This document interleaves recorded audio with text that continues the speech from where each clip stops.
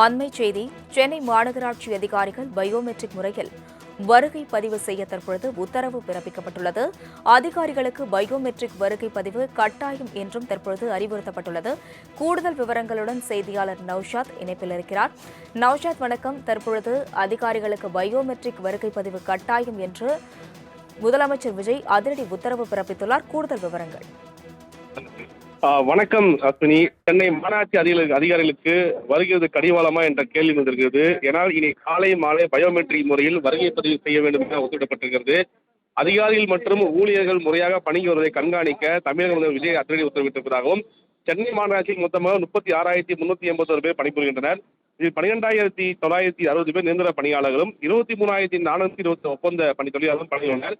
மாநகராட்சி அதிகாரிகள் மற்றும் ஊழியர்கள் பணி நேரத்தில் முறையாக அலுவலகத்திற்கு வருவதில்லை என்ற புகார் தொடர்ந்து எழுந்து வந்தது. இதனை தடுக்க அதிகாரிகள் மற்றும் ஊழியர்களுக்கு பயோமெட்ரிக் முறையில் வருகை பதிவு மேற்கொள்ள தமிழக முதல்வர் சமீபத்தில் நடந்த கூட்டத்தில் உத்தரவிட்டுள்ளதாக தெரிகிறது. அதன் அடிப்படையில் தினந்தோறும் காலை மற்றும் மாலை நேரங்களில் தங்களது வருகையை சென்னை பெருநகர மாநகராட்சியில் பொருத்தப்பட்டுள்ள பயோமெட்ரிக் இயந்திரத்தில் பதிவு செய்ய வேண்டும் என உத்தரவிட்டுள்ளதாக தகவல் வருகிறது. அலுவலக பணியின்றி வெளியில் ஆய்வுக்கு அல்லது அலுவலக பணிக்காக வெளியே செல்லும் அதிகாரிகள் மற்றும் ஊழியர்கள் தங்களது பிரத்யேக செயலி மூலம் தங்களது புகைப்படம், இருப்பிடம் உள்ளிட்ட தரவுகளோடு செயலி மூலம் வருகை பதிவு செய்ய உத்தரவிட்டுள்ளதாகவும் தெரிகிறது.